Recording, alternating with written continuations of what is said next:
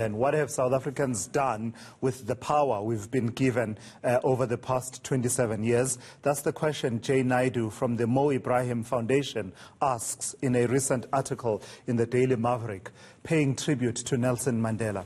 He also questions what we will do in the next 27 years. Jay Naidoo joins me now to reflect on our past and our future. And Mr. Naidoo, thank you so much for talking to me. So I read your piece, really thought-provoking and exceptionally well written. We'll get to that in just a moment, but let's talk first about what it is that you wanted to convey. So we've had freedom in the sense of, a democracy, constitutional democracy founded on human dignity, freedom and equality for 27 years, which is as much time as Nelson Mandela was in prison. In your reflections, what have we done with the 27 years? Well, we should not take away from us the victory of having 27 years of democracy.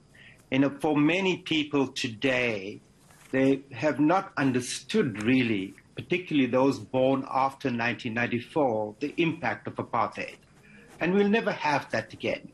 The idea that on the basis of your skin color, you can be prejudiced, you can be discriminated against, and you could your role in life was the service of a white entitled minority. So I think we've made a lot of progress on the side of deracializing our society, but racism still remains a social construct. And the fact of the matter is that the Mandela generation and all of us created a safe container of a constitutional democracy within which we had to then address the legacy, particularly economically and materially, of apartheid. And 27 years later, we have to ask ourselves, what have we done with that power? And what we see today is that we could have been so much further along our journey of delivering the better life that we promised our people in 1994 if it wasn't for the failure of governance and leadership, and all our political movements becoming embroiled in conflicts. And that really is about how leadership can enrich themselves, and those that are politically connected can benefit from democracy. And so people have been left behind. And the tragic part of it is that the very vibrancy and engine of our liberation was our people. It was not leaders like me as the General Secretary of COSATU or even Nelson Mandela. It was the fact that the majority of people stood up and said, we have had enough. And that's what paralyzed apartheid and created the conditions for a peaceful transition of power to democracy. Yeah. And then we became bystanders and we gave our power away to leaders, and look at what they've done with it. Yeah. So until we get back to that active citizenry, we're going to continue to be subjects rather than citizens. So there's an interesting quote that's part of the piece that you have written, because on a day like this, usually people ask, what did the Mandela generation achieve? What legacy did they leave behind? So let me read a bit from that article that you wrote. And you say here, quote, the Mandela generation did not promise us anything more than their tools of transforming our society and addressing the deep economic and social legacy of apartheid. So the tools we've been given, but it sounds to me from what you just said that we basically are holding these tools in our hands and we're twiddling our thumbs, and we're not really using them to chisel our way to a more just society that we want, with the result that you say then further down the line that the reality is that we are still deeply divided. How does this division manifest itself? Well, the division manifests itself in everything that we represent today. If you look at education, the schools in the previously disadvantaged areas, in our townships, in our rural areas, still remain starved of resources, access to even toilets and proper toilets and proper libraries, laboratories, to a qualified teaching staff. to the infrastructure that can help develop the human potential of our young people. If you look at health, it's the same thing, that the inequality that we see that existed under apartheid has got worse under democracy. You know, that wealth is being increasingly concentrated in the hands of fewer and fewer people. And it is not good enough to tell us that we have the most extensive social grant system.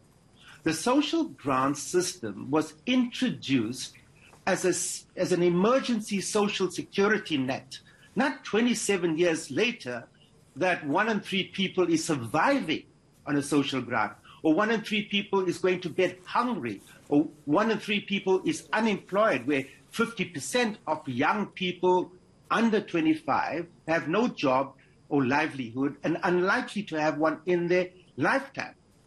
So this calls for dramatic action, not a big consensus and another corporatist pact between labor and business and government.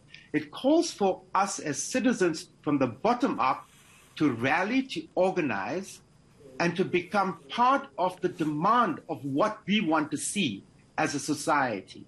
Yeah. And so it comes back to the issue of not standing on the sidelines and watching a political circus about who's in power, rather than saying, whoever is in power, how do they exercise power, like Mandela has said, as a servant leader, not as someone who is in power because the power benefits them as individuals. So there's another interesting concept that you explore in the piece that you've written, Jay Naidoo, where you say that changing society may not necessarily be rocket science as many of us think of it, but it's the change in the individual that is a bit more of a challenge. And then you take that concept further and you talk about channeling our inner Madiba.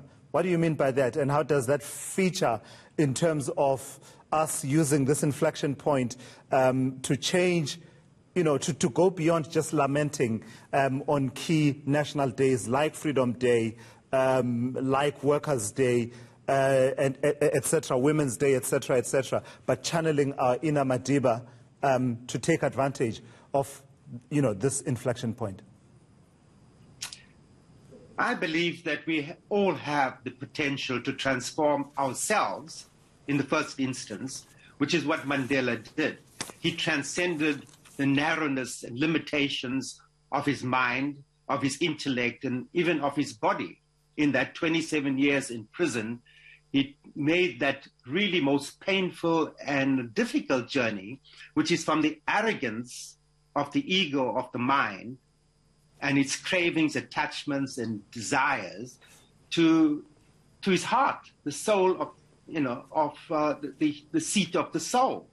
And that's why when you meet Mandela, and even if you think about Mandela today, you feel empowered. You want to be a better human being. You want to be generous, to be loving, to be compassionate, to be forgiving. And I think that we all have the potential for that. So it's not looking for another Messiah or looking for another grand promise in an election campaign that will soon start, or looking for, for some leader out there. We all have the potential to become leaders, to find that Mandela within ourselves, because that's the very nature of evolution of consciousness of human beings, that we endowed with an intelligence. The question is, are we using our intelligence, and are we making our lives worthwhile? So our obsession with accumulation ignores what the most important Mandela lesson is, which is the most important goal in life is to go within, to rise above the limitations of the mind and do something worthwhile with your life. So, not the purchase of cars or wearing fancy clothes or having a fancy home, but what you've done to improve the quality of life, the human well-being, and also, in this context, the well-being of Mother Earth, and dealing with the consequence of an ecological emergency that we today stand at the precipice of. So lastly then, I had to ask that we get you to do a bit of a reading, because I found, stylistically and rhetorically, speaking, the piece that you have written is absolutely exceptionally well written.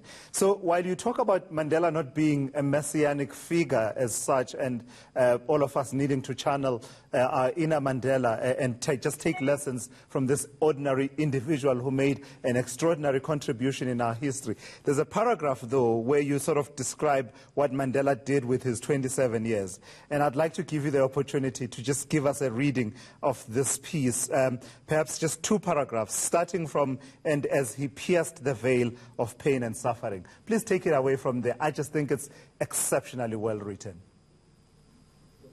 Thank you so much. And this is what I remember of him on this very precious day for us all South Africans. As he pierced the veil of pain and suffering, he transcended the limitations of mind, body, and intellect. And he saw the incredible trellis of life, the unlimited potential of the intelligence we possess, the divine energy we are all part of, indivisible, interconnected. We are one with everything we share our Mother Earth with. The people, the eagle, the land, the forest, the river, the ocean, everything is sacred. And that's why he was a priceless gift to us and the world. His forgiving heart, his generous spirit of reconciliation, his endearing hands of compassion, comforting our sorrows, reaching out across the chasms of our deep racial and class divisions, coaxing us to work together, to rise above our narrow constituencies and our diametrically opposed views to find the common ground, to remind us that every conflict, every war has to end with protagonists sitting around the table to rebuild bridges of healing our bleeding hearts and building a more intelligent cooperation. Thank you very much. Jay Naidoo of the Mo Ibrahim Foundation. Can I call you Minister without portfolio, or am I revealing my age? No, you can call me today an elder or a grandfather. That's the only title Fantastic. I carry. Everything else has just contributed me to understanding what my role is today. Absolutely. Thank you for that. That is Jay Naidoo there joining us from Toronto in Canada. He's from the Mo Ibrahim Foundation, just reflecting on a piece that he has written on the Daily Maverick, just reflecting on the last 27 years of democracy.